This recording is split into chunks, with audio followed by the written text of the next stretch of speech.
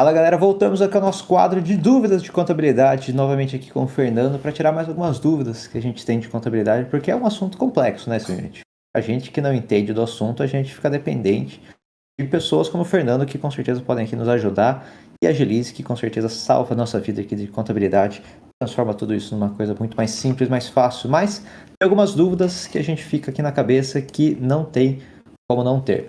A primeira que eu diria é: para a maioria das pessoas começa a vida de pessoa jurídica pelo MEI. Mas conforme as coisas vão crescendo, as coisas vão melhorando, você tem eventualmente necessidade de sair do MEI e abrir uma ME. Fernando, quando que vale a pena dar esse passo para a pessoa? Pronto, Lucas. A gente costuma também falar que o primeiro passo da carreira empreendedora, o primeiro degrau é o MEI. Porque é o MEI que ele está começando ali o negócio dele, ele está sonhando em empreender. Então, em que momento eu tenho que sair do MEI? O momento que o meu negócio de fato ele cresce, ou eu preciso colocar alguma atividade que não é aceita no MEI. Hoje a gente entende, no sentido geral, que MEI são algumas atividades que são permitidas, não são todas as atividades. Se eu vou prestar um serviço que eu tenho uma atividade que é regulamentada por um conselho, eu não posso ser MEI. Ah, como assim uma atividade regulamentada pelo conselho? Eu sou contador. Eu não posso abrir um escritório de contabilidade pelo MEI, porque é uma atividade regulamentada pelo Conselho de Contabilidade. Assim como um advogado, assim como empresas voltada à medicina. Então, toda atividade que é relacionada a um conselho, eu não consigo abrir sendo MEI. Ah, eu abri um MEI, é uma atividade permitida. Que momento eu tenho que sair do MEI? O momento que meu negócio ele vai crescendo. O MEI hoje ele tem um limite de faturamento anual. Que limite é esse? 81 mil. Então eu só posso faturar no MEI até 81 mil. Se eu passar disso, eu já tenho que pensar em formas de transformar o meu MEI em uma microempresa, que é uma ME. E aí a gente já vai pensando já nas características do MEI. Qual é uma outra característica do MEI? O MEI ele só pode ter um funcionário, ele só pode ter um empregado. Eu tenho um negócio e eu preciso contratar. Eu também tenho que pensar em sair do MEI.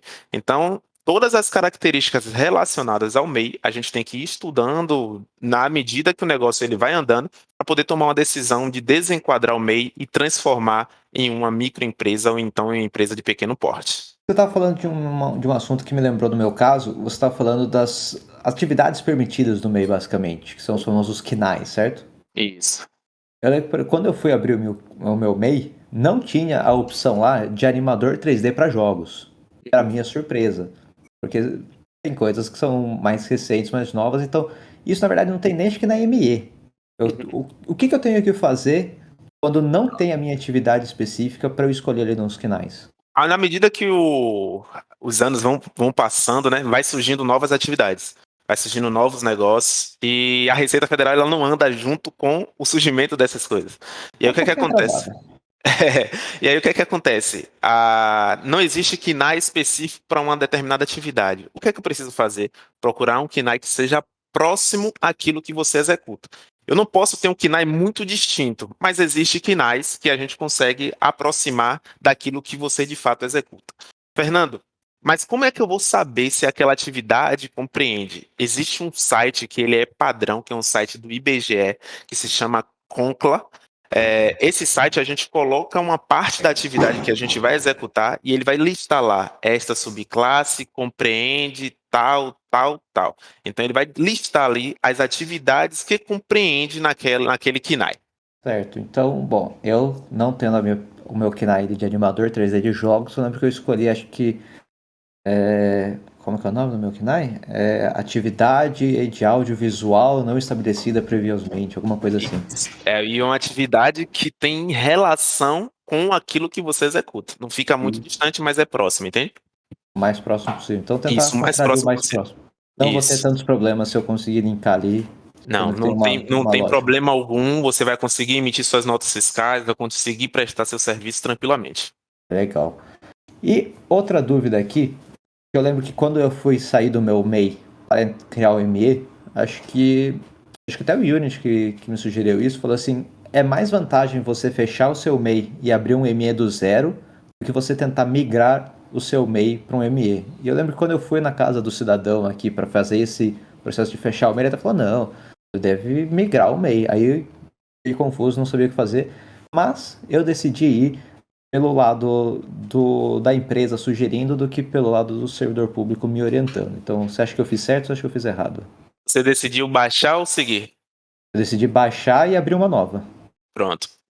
Isso aqui é uma consultoria para você reduzir sua carga tributária, tá? Você que está assistindo o vídeo, isso aqui é uma consultoria para você conseguir reduzir sua carga tributária. O que é que acontece? Se você tem um MEI aberto, e você quer fazer uma transformação para ME, na ME você paga os impostos sobre aquilo que você emite de nota fiscal. Diferente do MEI. O MEI você não paga o imposto sobre aquilo que você emite de nota. Você tem ali uma taxa já fixa todo mês. E aí na ME existe algo referente a anexos, ou seja, existem atividades que ficam relacionadas a um determinado anexo. Se eu tenho uma atividade lá que é anexo 5, vamos supor que essa sua atividade que você escolheu é uma atividade do anexo 5. Existe uma possibilidade de a gente conseguir reduzir as empresas do anexo 5 e colocar no anexo 3. O que eu quero dizer com isso? Eu tiro uma empresa que paga 15,5%, faço com que ela pague 6% daquilo que ela emite de nota, uma diferença absurda. Aí, o que é que eu tenho que fazer para conseguir esse benefício? Eu preciso ter um custo com folha de pagamento, Prolabore, que represente 28% do meu faturamento. Aí vamos supor, você tem um MEI, que aí você já tem um histórico de faturamento. Vamos supor lá que você faturou lá no mês 100 mil, nesse mês seu. Para você conseguir esse benefício, você teria que tirar no primeiro mês 28 mil de Prolabore. E sobre esse Prolabore incidiria INSS e imposto de renda. Ou seja, altíssimo o seu custo. Se você decide baixar essa empresa, você baixa o MEI, fechou o MEI, abre uma empresa nova. No seu primeiro faturamento, você só precisa tirar 28% daquele seu primeiro faturamento. Então você consegue ter um benefício referente à redução dos seus impostos que você vai precisar desembolsar naquele primeiro momento. Então, por isso que a gente orienta, baixa o MEI.